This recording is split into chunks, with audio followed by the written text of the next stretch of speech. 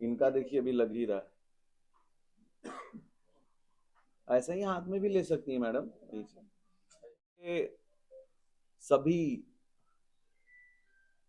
Parents, student और बिहार के सभी सोशल एक्टिविस्ट, बिहार के समाज सेवी, बिहार के नौजवान युवाओं, आज का ये जो प्रेस कॉन्फ्रेंस है ये बहुत खास है। सबसे बड़ी बात कि एक शिक्षा के मुद्दे पर बुलाने से हमारे प्रदेश की मीडिया बहुत सीरियस सब्जेक्ट को लेकर के सुनती है, समझती है। इससे ये पता चलता है कि और प्रदेशों से बेहतर शिक्षा व्यवस्था को देश के कोने कोने तक ले जाने के लिए बिहार अग्रसर है।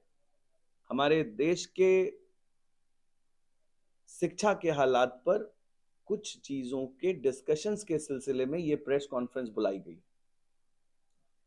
बिहार के चीफ मिनिस्टर श्री नीतीश कुमार जी, जिन्होंने शिक्षा के क्षेत्र में क्रांति लाने का काम किया है, बिहार के ग्रॉस एनरोलमेंट रेशियो को बढ़ाने के उद्देश्य से अनगिनत काम किए गए हैं। लेकिन कुछ बातों को लेकर हम लोग छात्रों को, अभिभावकों को भी अवेयर करना चाहते हैं इस प्रेस से, और कुछ ऐसे मुद्दों पर जिस पर हमारे बिहार के नौजवान युवा पेरेंट्स की आबादी बहुत पेन में है। आज का प्रेस कॉन्फ्रेंस उनको डेडिकेटेड है। आज हम लोग इस मौजू पे पहले सब्जेक्ट को लेकर आए हैं कि भारत के तकरीबन 3.5 करोड़ से 4 करोड़ युवा 12वीं का हर साल एग्जाम देते हैं। लेकिन इस एग्जाम के बाद एक बहुत बड़ी आबादी ड्रॉप कर जाती है। वो ड्रॉप का कारण क्या है? अवेयरनेस की कमी, जानकारी का अभाव और पैसे की कमी। और पैसे की कमी से बच्चों के सपने जो हायर एजुकेशन के उस पड़ाव में जाने चाहिए जो कि टेक्निकल, पैरामेडिक, मैनेजमेंट और मेडिकल शिक्षा व्यवस्था है, जो कि देश की सबसे बड़ी शिक्षा व्यवस्था है, इसमें 7 से 8% भारत का इनरोलमेंट एक बहुत खतरनाक कदम है। इस पर जब हम लोगों ने अपना सर्वे किया तो इसमें देश की बड़ी बड़ी एजेंसीज इनरोलमेंट को कैसे हाईजेक किया जाए इस पर काम करते नजर आई। देश के उन सभी छात्रों को जिन्होंने इस साल 10वीं और 12वीं का एग्जाम देने का मन बनाया और दे रहे हैं, सबसे पहले उनको शुभकामनाओं के साथ ये प्रेस कॉन्फ्रेंस उनके फेवर में की जा रही है। एक ऐसा होड़ लगा है शिक्षा में गलत कोचिंग चलाने वालों का, जिन्होंने 9 से 5 की कोचिंग व्यवस्था में शिक्षा की व्यवस्था को बर्बाद करके छोड़ दिया। राइट टू एजुकेशन एक्ट के पूरे सिस्टम का वायलेशन किया है। 10 से 5 की कोचिंग व्यवस्था पर गैर कानूनी तरीके से छात्र 10वीं और 12वीं के स्कूलों में रजिस्टर्ड है, पर वो बच्चा कोचिंग में पढ़ रहा है। बिहार सरकार ने अटेंडेंस को लागू करने के लिए तरीके जो अपनाए वो ये अपनाया कि अटेंडेंस स्कूल प्रीमाइसेस में ही फिंगरप्रिंट के साथ किए जाएंगे, एज वेल एज बच्चे जहां पढ़ रहे हैं उनके टीचर्स वहां से स्कूल पहुंचते ही फोटो शेयर करेंगे। इस कदम से यह पता चलता है कि बिहार सरकार अपनी जिम्मेदारी, पूरी जिम्मेदारी को ऑनेस्ट तरीके से निभाना चाहती है। लेकिन जब भी कोई गैप क्रिएट करती है क्रिमिनल तरीके से, जो लोग इसको एक्ट करते हैं उन्होंने व्यवस्था को चरमरा दिया। इसलिए ये जरूरी है समझना कि इस व्यवस्था के खिलाफ जांच की प्रक्रिया में हम लोग जाएंगे और इसके खिलाफ एक अभियान बनाएंगे और एक होकर के एक बात सोचेंगे कि 1 रुपए की चोरी भी चोरी है, अटेंडेंस की चोरी एक चोरी है। गैर जिम्मेदार तरीके से पढ़ा लिखा अभिभावक अपने 10वीं 12वीं के छात्रों को कोटा भेज रहा है और अटेंडेंस जहानाबाद में बन रहा है। अटेंडेंस जहानाबाद में बन रहा है जहां इतनी बड़ी घटना घट गई। अटेंडेंस भागलपुर में बन रहा है। अटेंडेंस 38 जिलों के स्कूलों में रजिस्टर्ड छात्र जो कि एनआईओएस से नहीं, रेगुलर स्कूल सिस्टम से जुड़े हैं, उनका अटेंडेंस गैर जिम्मेदाराना तरीके से बन रहा है। ये एक मुख्य मुद्दा है बिहार को ग्रॉस इनरोलमेंट रेशियो को डेंट देने का। इस प्रेस कॉन्फ्रेंस के जरिए हमने आज अंजुमन तरक्की उर्दू के जनरल सेक्रेटरी और बिहार के चर्चित एक्टिविस्ट को साथ साथ रखा और उनको इस बारे में जब जानकारी दी तो ये बहुत अचंभित हुए। इन्होंने कहा कि सरकार पूरे समर्थन में है एक ऐसी व्यवस्था को लाने के लिए जो व्यवस्था रेगुलर एजुकेशन में स्कूली व्यवस्था को चलाती हो। आज मैं आप सबको ये सूचित करना चाहता हूं कि बहुत जल्द हम लोग इस पूरे लेटर को बनाकर, पूरे रोड मैप को बनाकर सरकार के पास इसकी जानकारी देने जा रहे हैं और उनको इस वीडियो से सूचित कर रहे हैं कि 9 से 5 रेसिडेंशियल सिस्टम में जो बच्चे स्कूल को छोड़कर कोचिंग में पढ़ रहे हैं, चाहे वो X वाला हो, Y वाला हो, Z वाला हो, X30 हो, Y30 हो, किसी को छोड़ेंगे नहीं। याद रखिए, जो वायलेशन ऑफ एक्ट करेगा। और स्कूली व्यवस्था को चरमराने के लिए जो भी कदम आगे बढ़ेगा उसको रोकने में हमारा ट्रस्ट, हमारी एनजीओ अंजुमन तरक्की उर्दू और पूरा बिहार के लोग हम साथ खड़े होंगे और एक मिशन चलाएंगे कि कैसे स्कूली व्यवस्था सही हो। दूसरा पॉइंट आज हम लोगों ने ये रखा कि सरकार ने, लेकिन एक बात बता रहे हैं कि पब्लिकेशन कंपनियों की बहुत बड़ी घोलमेल से, बहुत बड़े साजिश से हर साल एक युवा आबादी मजबूरी में अटेंडेंस के साथ साथ स्कूलों में बात कर रहे हैं। पहला क्लास से 6ठे 7वें 8वें 9वें क्लास किताबों के बेचने की होड़ ऐसी लगी कि माँ बाप पागल हो गए किताब खरीदते खरीदते। एडमिशन किताब, एडमिशन किताब। एनसीईआरटी की बुक सिस्टम में ऑलरेडी लागू है, उसको लागू करके पब्लिकेशन कंपनी के इस पूरे जाल से बच्चों को बचाना हमारा दूसरा उद्देश्य है। तीसरी बात, भाई एक बात बताइए, हम मॉडर्न एजुकेशन की बात कर रहे हैं। ऑक्सफोर्ड यूनिवर्सिटी के प्रोग्राम को भारत में हमारे यशस्वी प्रधानमंत्री चलाना चाहते हैं। उनका पूरा उद्देश्य है कि किस तरह बिहार नहीं बल्कि भारत अमेरिका को टक्कर दे सिस्टम ऑफ एजुकेशन के साथ। लेकिन हम एक ऐसी व्यवस्था से बच्चों को जूझते पा रहे हैं। हमारे सोने की और उठने की व्यवस्था बदली है, ये सभी बिहार के लोग जानते हैं। हमारे सोने का जो सिस्टम है वो मगरिब हुई, सूरज डूबा और हम नहीं सो गए।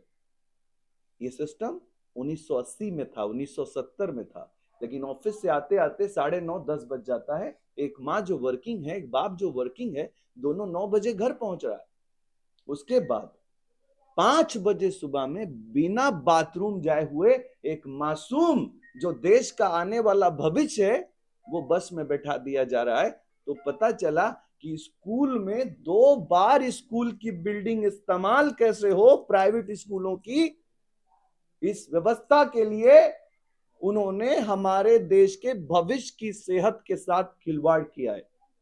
सुन लो भाई, प्राइवेट स्कूल एसोसिएशन, ये चलने वाला नहीं है बिहार में कि आप 5 बजे स्कूल चलाओगे और 4 बजे माँ नौजवान उठेगी और युवा आबादी उठेगा और उसके बाद आपके बस में बिना बच्चे को ब्रश कराए, बिना उठकर उसको बैठा दिया जाएगा, सिर्फ इसलिए कि आपकी एक बिल्डिंग 2 बार इस्तेमाल हो सके।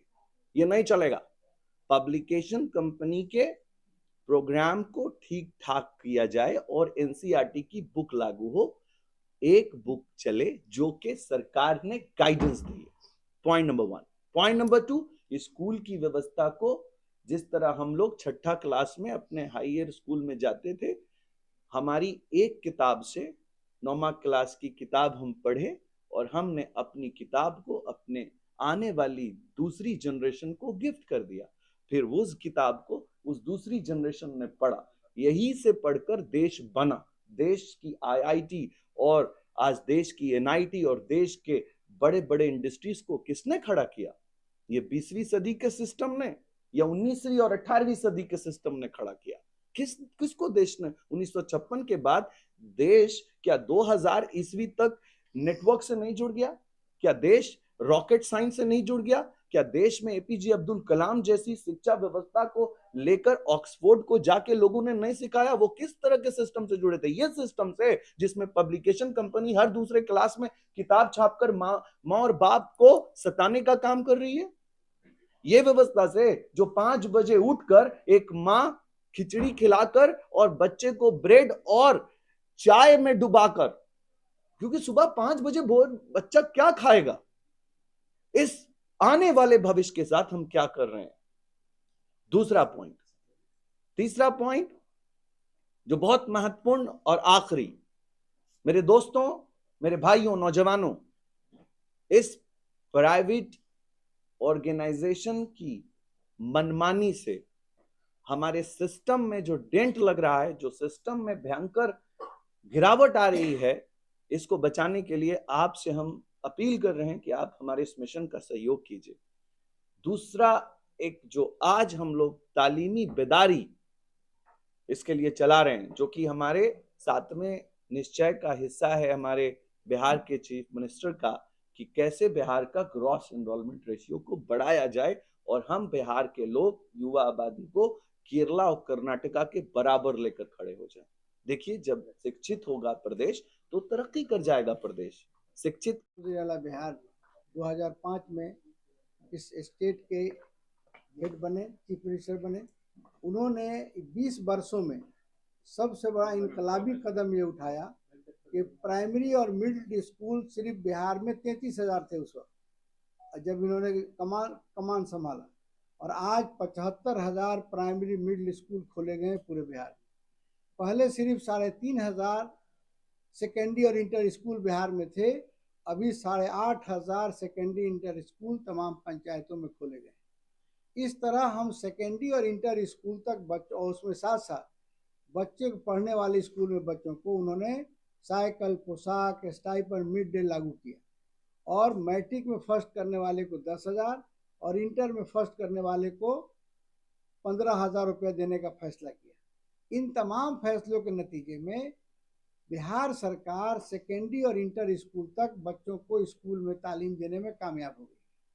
अभी जो अभियान हम अवैस अंबर साहब जो चेयरमैन है रोजमाइन के साथ मिलकर, मैं पूरे बिहार में तालीमी बेदारी कॉन्फ्रेंस के लिए निकल रहा हूँ। अब आज भी भागलपुर जाना है। तो इसका मकसद ये है कि हायर एजुकेशन में हम कैसे बच्चों को ले जाकर ग्रॉस इनरोलमेंट बढ़ाएंगे। जनाब नीतीश कुमार वज़ीर आला बिहार फिक्रमंद हैं कि आला तालीमी इदारों में हमारे बच्चे कैसे पढ़कर इस मुल्क के तामीर में आगे बढ़ें। और इसके नतीजे में आप लोगों ने देखा होगा कि अभी वज़ीर आला बिहार ने 2-4 रोज पहले पूरे बिहार के 534 ब्लॉक में एक डिग्री कॉलेज खोलने का फैसला किया, और उसी रेशियो को बढ़ाने के लिए जनाब अवैस अंबर साहब ने अपने 300 कॉलेजों, जो इंजीनियरिंग कॉलेज हैं, पैरामेडिकल कॉलेजेस हैं या हमारे मैनेजमेंट कोर्सेज, इन तमाम में हमारे गरीब बच्चे जो नहीं पैसे के अभाव में पढ़ सकते हैं, उन्होंने फीस का इंतजाम किया, फ्री स्कॉलरशिप देने के लिए, ताकि ऐसे गरीब बच्चे जो कॉलेज में फीस की वजह से नहीं जा रहे हैं उसको भेजा जाए और उसको इंजीनियरिंग का और पैरामेडिकल्स का और मैनेजमेंट कोर्स कराया जाए, और सिर्फ उन बच्चों को अपने खाने रहने का इंतजाम करना होगा। फीस पूरा रोजमाइन ट्रस्ट जो है उसको फुल स्कॉलरशिप देकर पूरा करेगी। इसी मिशन के तहत आप लोगों को बुलाया गया है। दूसरी बात, मैं सरकार से अभी अपील करना चाहता हूँ कि जब जनाब अवैस अंबर साहब ने कहा एक किताब पूरे जो SCERT का बुक 1 से 8 तक और NCERT का बुक 9 और 12 तक है, जो सरकार स्कूलों में चला रही है, सेम किताब को ऑर्डर जारी किया जाए, जितने प्राइवेट स्कूल्स हैं वो लोग उसको लागू करें और उसी कीमत के साथ वो फराहम कराएं। एक्सप्लॉयटेशन हो रहा है हमारे बच्चे, गरीब बच्चों का, जो लोग प्राइवेट स्कूल में पढ़ रहे हैं। सरकार सख्ती से कदम उठावे और ये 10 से लेकर 5 बजे तक जितने कोचिंग चलाए जा रहे हैं उसकी जांच कराई जाए, कितने हमारे बच्चे जो इनरोलमेंट उनका हुआ है प्राइमरी, सेकेंडरी और इंटर में, और वो बच्चे कोचिंग जा रहे हैं, उन कोचिंग संस्थाओं को बंद किया जाए इमीडिएट। इसलिए कि राइट टू एजुकेशन एक्ट के तहत 1 to 14 जो है 12 तक के फ्री एजुकेशन देना है और हर बच्चे को एजुकेशन देना है। इसलिए वो बच्चों को स्कूल से वो बाहर करने का मौका दे रहे हैं। और जिसके तमाम घटनाएं अभी जब आपने देखा नीट छात्रा के साथ हुआ, और जब ये वाकयात होते हैं तो सरकार पर उंगली उठाते हैं, जबकि उसके वाकयात को कराने वाले वो सारे कोचिंग इंस्टीट्यूशन हैं जो सरकार के इस निज़ाम को तोड़कर और सरकार को बदनाम करने की कोशिश कर रहे हैं। इसीलिए इन्हीं बातों के साथ मैं चाहता हूं कि हमारे प्रेस मीडिया के भाई जितने भी हैं, प्रिंट और इलेक्ट्रॉनिक मीडिया के हैं, इस बात को सरकार तक पहुंचावे, आवाम तक पहुंचावे कि सेम किताब को दोनों जगह लागू किया जाए। टाइमिंग 10 से 4 स्कूलों का रखा जाए, प्राइवेट स्कूलों का, उससे पहले बच्चे परेशान होते हैं, गार्जियन परेशान हो रहे हैं। इन्हीं बातों के लिए आज प्रेस कॉन्फ्रेंस बुलाया गया है। मैं उम्मीद करता हूं कि आपके जरिए सरकार तक बातें जाएंगी और इस पर अमल दरामद किया जाएगा।